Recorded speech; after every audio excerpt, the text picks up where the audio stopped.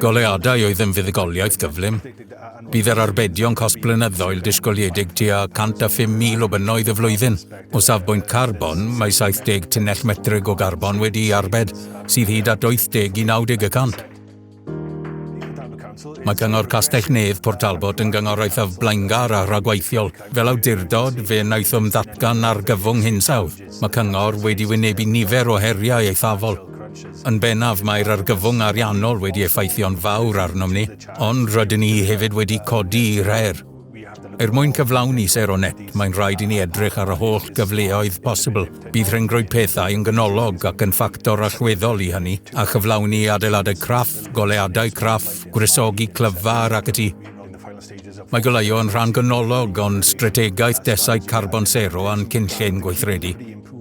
Felly, pam CILS?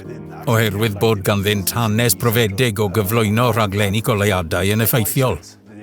Roedd y cyfan yn ymwneud â chyflwyno'r prosiect yn effeithlon o amser. O ystyried y pwysau a gawsym yn ariannol, roedd yn rhaid i ni weithredu prosiect yn gyflym iawn. Roedd y fframwaith partneriaid gyda CILS yn gwneud i gyflwyno'r prosiect hwnnw fod yn gyflym iawn.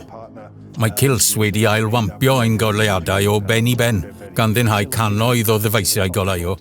Mae hyn yn arbed ar ddefnydd ni ac hefyd ar unrhyw gynnal a chadw yn y dyfodol. Fe wnaethant asesu'r adeiladau'n llwyr, gwneud arolwg o'n holl ddyfeisiau presennol ac adeiladodd ddyluniad goleuo effeithlon newydd gyda dadl gefnogol y gallasom a'i chyflwyno un cyfarwyddwr cyllid. Mae'n dadansoddiad monitro yn dangos i ni fod arian yn codi i batrwm o 80 i 90%. Mae'n ymwneud â lleihau hynny, ond hefyd yr effeithlonrwydd cost sy'n cael ei gyflawni o hynny. Rydym yn gyflawni ychydig o mecanwaith ailgylchu fel y gallwn weithredu cynlluniau pellach o'r arian a gyflawnwyd. Rydym yn adolygu proffiliau trydanol yr adeiladau hyn yn fusol, ac mae'r arbedion o'r rhaglen goleuadau wedi'i profi. Mae'r dangosfwrdd yn rhoi golwg gyfannol iawn o sut mae'r system yn perfformio. Mae Richard ymunau yn hynod brysur ac mae angen rhywbeth y gallwn ei adolygu'n gyflym. Mae gallu'r fonitro'r system yn hanfodol ac mae'r darlledwr yn galluogi hyn. Mae CILS hefyd wedi uwchraddio'r goleuadau wrth gefn yn ystod y cynllun. I system oleu o bris yn ystod y cynllun, i system oleu o bris yn llwy'r deallus sy'n adrodd. Mae'r goleuadau bris yn cael eu profi'n awtomatig ac mae adroddiadau'n cael eu hanfon atom ni drwy e-bost trwy CILS. Felly gwyddwn fod y system yn cael ei monitorio ac yn cael ei chynnal yn gywir. Dyma ein canolfan ddinesig cei. Rydyn ni wedi cymryd cannoedd o ffitiadau allan o'r fan hwn gyda'r ailgynllunio.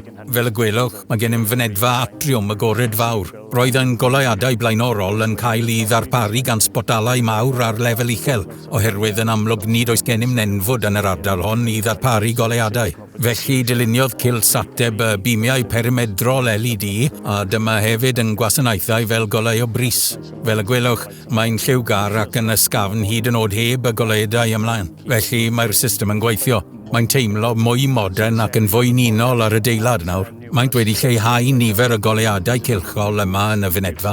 Yn y siop goffi, mae stripiau golau wedi gosod yn lle rhoi'r goleuadau i mewn i'r to llethrog. Mae hyn mewn gwirionedd yn enghraifft da o cynaeafu golau dydd. Fel y gwelwch, mae'r golau sy'n agosaf atom ymlaen a golau sy'n agosaf at y ffenest i ffwrdd. Daeth CILS i mewn, maent wedi gosod a addurno o nenfwd newydd yn llwyr ac yn agosod y ffitiadau yma. Fel y gwelwch, mae gennym nawr oleuadau cytbwys hardd ar draws yr ystafell swyddfa'r agored fawr hon, lle roeddwn ni'n cael ffitiadau golau melyn a oedd yn rhoi golau llawer gwaith. A hefyd pan newidiwyd tiwbiau gan wahanol gontractwyr yn y gorffennol, roedd gennym mishmash o rendrins lliw, felly nid oedd yn rhoi golwg broffesiynol iawn, ond pan ddaeth CILS i'r safle, roedden nhw'n wych, mae'n rhaid i mi ddweud. Fe wnaethon nhw ffactorio ein diwrnod gwaith, roedd llawer o waith yn cael ei wneud gyda'r nos. Doedd dim llanast ar ôl o un diwrnod i'r llall. Nid oedd gennym hyd yn oed un cwyn oddi ar un aelod o staff. Ac os ydych chi'n ystyried bod gennym dros 800 o bobl yn gweithio ar draws yr adeiladau, mae hynny'n dystiolaeth. Ni fyddym yn oedi cyn argymell y dull ar ateb can CILS i gynghorau eraill.